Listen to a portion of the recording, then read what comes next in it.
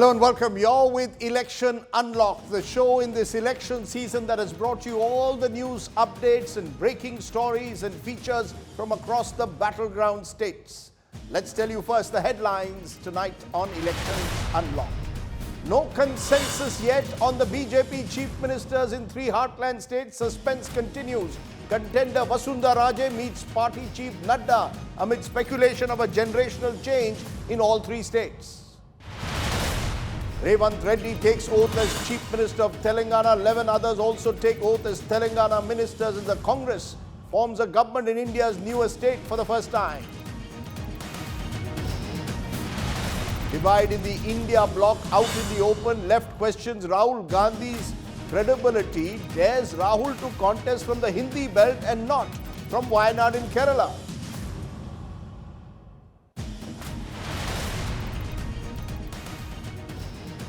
But our top focus tonight, suspense continues over Kaun Banega Mukhyamantri, or who will be the chief minister for the BJP's 3 Hindi heartland states that they won in assembly election results on Sunday. 4 days later, the hectic meetings and movements continue in the national capital, all roads leading to Prime Minister Modi, Home Minister Amit Shah and BJP President JP Nadda's residence. Remember, crucial BJP parliamentary meeting was also held today where Prime Minister Modi received a rousing welcome, was garlanded by party President JP Nadda.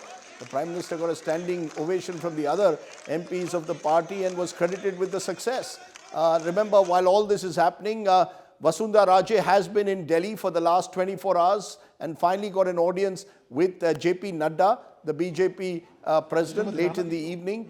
This is amid speculation that the BJP could be going in for a generational change, and Vasundhara Raje, 2-time Rajasthan MP, may have to give up for a newer face. Baba Balaknath, who's another front-runner in that race, also met Amit Shah earlier today, as did the BJP General Secretary Kailash Vijayvargiya, who said all the suspense will end on Sunday. Paulomi Saha is joining me at this moment. Paulomi, this seems to be a long-running drama, at least 4 days old. It has taken the BJP a week or so in the past, whether it's Uttar Pradesh, Uttarakhand, clearly weighing a lot of options. At the moment, what is the criteria that the BJP is expected to adopt in choosing its chief ministers, especially in a state like Rajasthan? Well, there's no particular stance that the BJP is taking that there should be a generational shift, or they're looking for a particular caste combination, to set things right in a particular state or something. What, top BJP leaders are telling us is that as far as their choice for the chief ministerial faces in these states are concerned, what they're going to simply look at is administrative experience and a person's capability to handle this job, while of course looking at other considerations in terms of which is not specific to caste, but in terms of getting specifics to the state right, is what the BJP is saying. So they're looking at all of these considerations as they're of course trying to deliberate on the names. 3 days in a row, Amit Shah and the Prime Minister have met. On the first day, JP Nadda was present as well. We're expecting that the central observers for these 3 states will be announced tomorrow, after which they'll be headed straight to their respective states of Madhya Pradesh, Rajasthan and Chhattisgarh.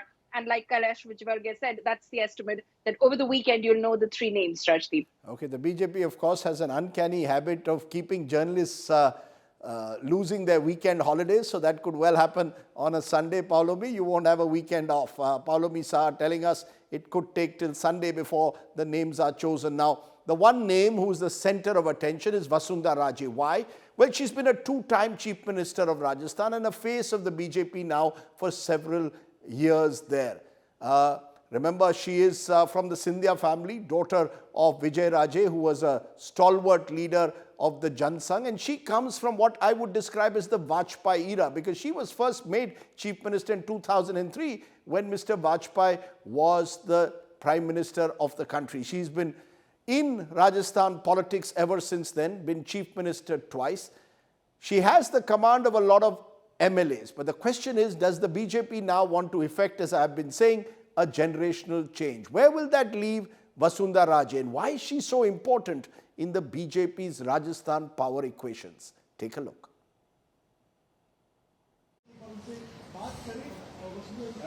It was midnight when Vasundhara Raje arrived in the capital city of Delhi. The former Chief Minister of Rajasthan and a front-runner for another term was as tight-lipped as she has been throughout this election campaign. Reportedly, Vasundhara Raje is in Delhi to meet her daughter-in-law. The two-time Chief Minister of Rajasthan and revered as Rani among her supporters, Vasundhara Raje is eyeing the third term after BJP swept the election with 115 seats.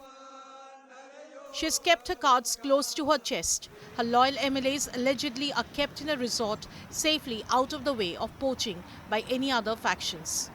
और कुछ लोगों ने व्यवधान किया 10-5 लोग वहाँ खड़े थे कि वो हम नहीं जाने देंगे नहीं जाने देंगे फिर क्या था फिर मैं उनको ले आया मेरे साथ भी 10-5 जने थे मैं लेके आ गया उसको कहाँ गए थे कहाँ लेने गए थे आप कहाँ का नाम वो एक रिसोर्ट है अपना अपना राजस्थान वाला रिसोर्ट था उसमें थे उसको दुष्यंत सिंह जी ले गए थे साथ में और तो कोई नहीं था राजे की भूमिका However, within the party, others denied. देखिए वो एक आपके सबके सामने बहुत वरिष्ठ नेता है मुख्यमंत्री रही है केंद्र में मंत्री रही है तो उनका अनुभव तो है ही पर ये आपको कहीं नहीं दिखाई देगा कि कोई अलग से खेमेबंदी हो रही है कि वहाँ कोई केंद्र से अलग जाके कोई लॉबिंग कर रहा हो ये यहाँ नहीं है हाँ कांग्रेस में हो सकता है अन्य पार्टियों में हो सकता है लेकिन वर्तमान में भारतीय जनता पार्टी में ऐसा कहीं नज़ारा आपको सामने नहीं आएगा Vasundhara Raje has been keeping a very low profile since the results were announced on 3rd of December. She was the first to call a press conference to thank her party leadership but did not take any question from the media. Later, when BJP officially addressed the media, she was missing in front of the camera despite being present in the premises. Over the next 3 days, she met over 60 MLAs in her residence while the party high command was brainstorming over whom to anoint with the command of the desert state. And joining me now is our man in Jaipur, Dev Ankur Vadavan, has been tracking everything that's been happening. Dev Ankur, lots of speculation over the last couple of days. What will Vasundhara Raje do next? She first stayed put in Jaipur, now is in Delhi. Some of her supporters are believed to be in a resort. That's now been denied. They're out. But what really is happening with the Vasundhara Raje camp at the moment? Is she digging her heels in or has she accepted that the party is looking at candidates beyond her? Well, Rajdeep, she knows that this is perhaps her last-ditch effort. She knows that time is of essence, and she knows that the party will be, deciding before this week ends. So she knows that whatever effort she has to make, now is the time.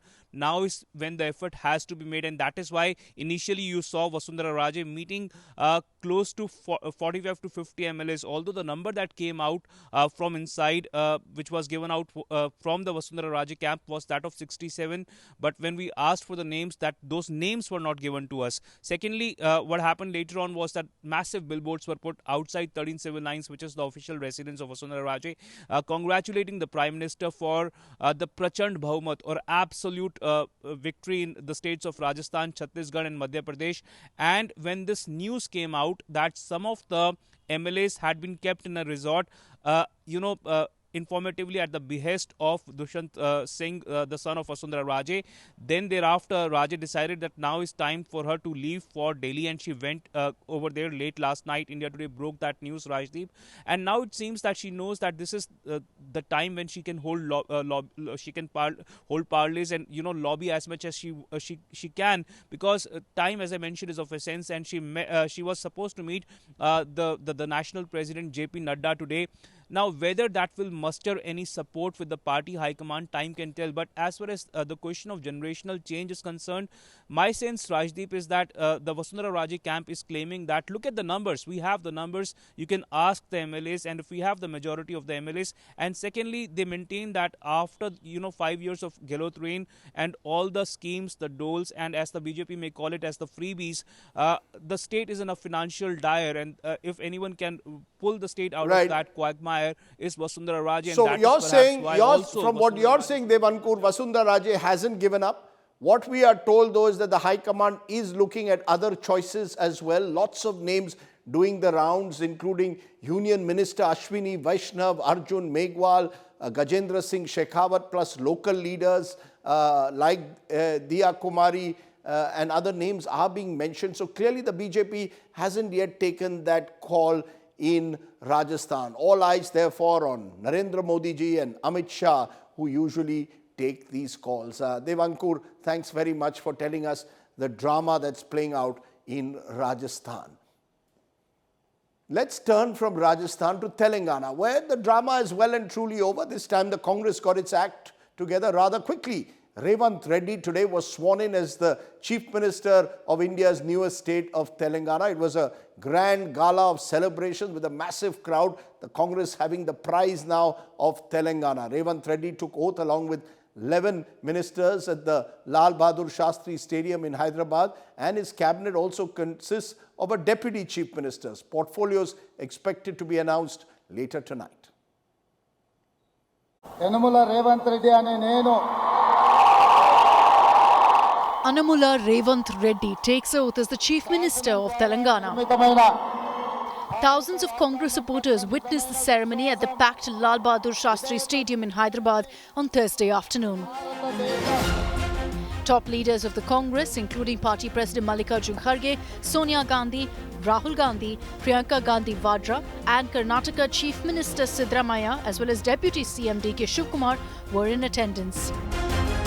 Soon after Revant Reddy's oath, Congress's Dalit face Bhatti Vikramarka Mallu was sworn in as the Deputy CM. Bhatti Vikramarka Mallu ane nenu Other ministers who took oath are Uttam Kumar Reddy, former Naxal leader Sitaka Dhanasari Anasuya, who got the loudest cheers, Ponnam Prabhakar, Sridhar Babu, Tumala Nageshwara Rao, Damodara Rajan Narasimha, Komati Reddy Venkat Reddy, Konda Sureka, Jupali Krishna and Ponguleti Srinivas Reddy.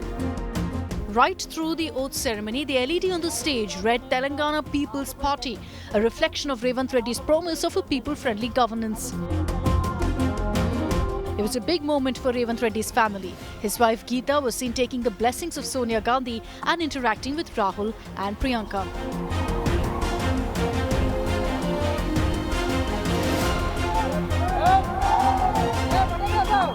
చిన్నప్పటి నుంచి అనుకునేది ఏదో ఒకటి రాజకీయం చేస్తాడని. బాగా చాకచక్యంగా ఉండే మా తమ్ముళ్ళందరూ కూడా చాలా చాకచక్యంగా ఉంటారు. అందులో ఈయన కూడా ఇంకా ఏదో ఒకటి చేస్తాడని చిన్నప్పటి నుంచి. తర్వాత సీఎం అవుతాడని అనుకున్నాం, రాజకీయం చేస్తుంటే అనుకున్నాం. ఇప్పుడు తెలంగాణకి రెండో సీఎం గా ముఖ్యమంత్రిగా అవబోతున్నారు. ఎంత సంతోషంగా ఉంది. కేసీఆర్ ని ఆయన ఓడగొట్టారు. చాలా సంతోషంగా ఉంది. ఇంకా అది పెద్ద సంతోషం ఓడగొట్టింది.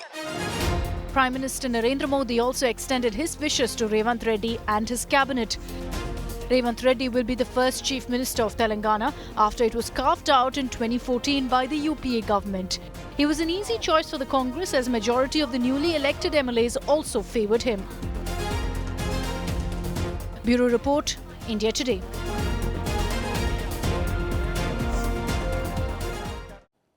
Now, while the Congress has much to celebrate in Hyderabad, the Congress has very little to celebrate across the Hindi heartland. Particularly disappointing for the Congress has been their performance in Chhattisgarh, especially in the tribal seats. It was the tribal vote bank that the Congress lost in Chhattisgarh. In fact, across the three states, the Congress has lost out to the BJP among the tribal community. And issues like the protection of Jal, Jungle and Zameen have made a difference. Why did the tribals, especially in Chhattisgarh, turn away from the Congress? Sumi Rajapan reports.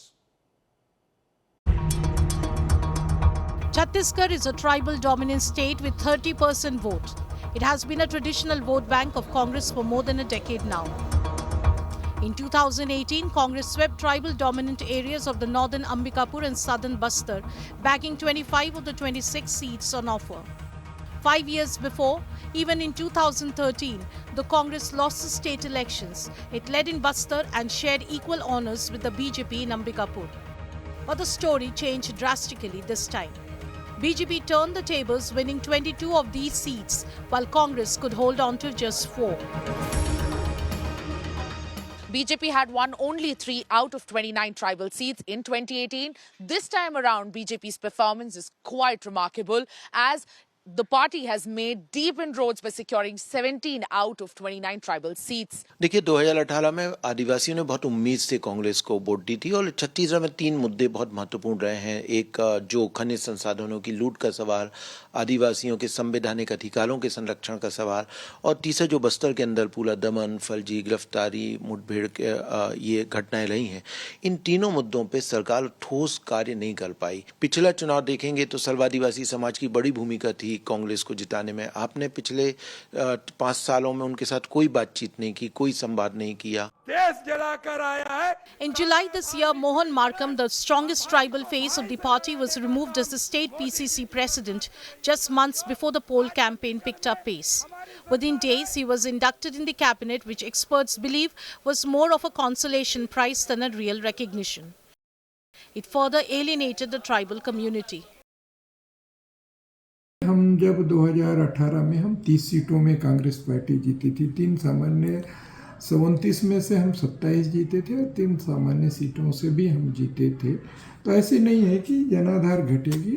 देखिए समय की बात है, अगर कुछ कमियां हैं तो उन कमियों को हम दुरुस्त करके हम नए सिरे से फिर से हम जनता के बीच में जाएंगे। प्रधानमंत्री जी को In comparison, the Saffron Brigade carried out an aggressive tribal outreach program, including free ration distribution, a rupees 24,000 crore scheme for vulnerable groups on the birth anniversary of tribal icon Birsa Munda, just 2 days before the second phase of polling in the state. MSP for Tendu leaves. On top of that, issues of religious conversion seem to have steered the pitch for the BJP. With Sumi Rajapan, Bureau Report, India Today. From a daily wage labourer to MLA of Madhya Pradesh's Sailana, Kamleshwar Dodia has come a very long way. His journey includes reaching Bhopal on his motorbike all the way from his village. Inspired by Barack Obama's success, Kamleshwar has fought against the odds to get here. Here's his remarkable journey. Kamleshwar Dodia and his bike made heads turn at Bhopal Assembly.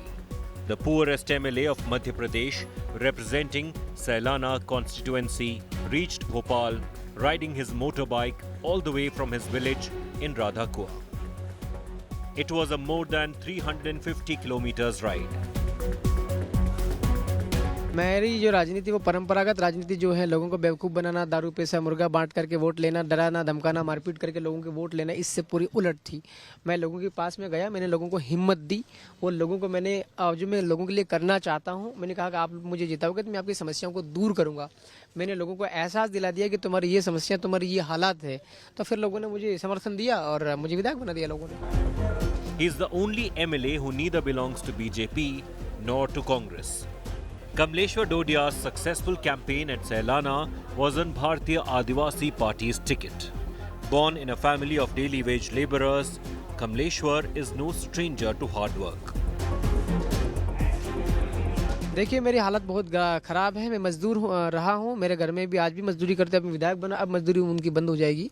तो मैं बहुत बुरे दौर से गुजरा हूँ और प्रचार और चुनाव बनाने के लिए हमारे पास में पैसे थे नहीं। हमने चंदा मांगा था, मतलब भीख मांगी थी, हमने झोली फैला के। कुछ पैसा आया था, समय ज़्यादा लग रहा था, हमने वो बंद करके फिर हमने नोतरा परंपरा का यूज़ किया था। नोतरे में हमारे नोतरा मतलब पैसा उधार लेना, उसको कर्ज कहते हैं, राइट ना। तो करीब 2,38,000 के आसपास पैसा इकट्ठा हुआ था total. Inspired by Barack Obama's success, Kamleshwar fought hard against all odds to pursue his dream for higher studies and electoral politics. He fought his first election in 2018 as an independent candidate and lost it. Next year, he contested for Lok Sabha unsuccessfully. He put his experiences of failure to successful use in the 2023 campaign funded by people. सन 2008 में America में चुनाव हुए थे राष्ट्रपति के, और वहाँ Barack Obama करके जो है वो चुनाव जीते थे, वहाँ पे राष्ट्रपति बने थे। मगर इतने बड़े देश में एक दूसरे देश का आदमी, ब्लैक आदमी होकर के वहाँ राष्ट्रपति बना, तो मेरे को प्रेरणा मिली। मैं भी आदिवासी हूँ, बहुत गरीब हूँ, लेकिन मैं भी लोगों के बीच में रहूँ, लोगों के लिए संघर्ष करूँ, काम करूँ, तो मुझे भी अवसर मिल सकता है।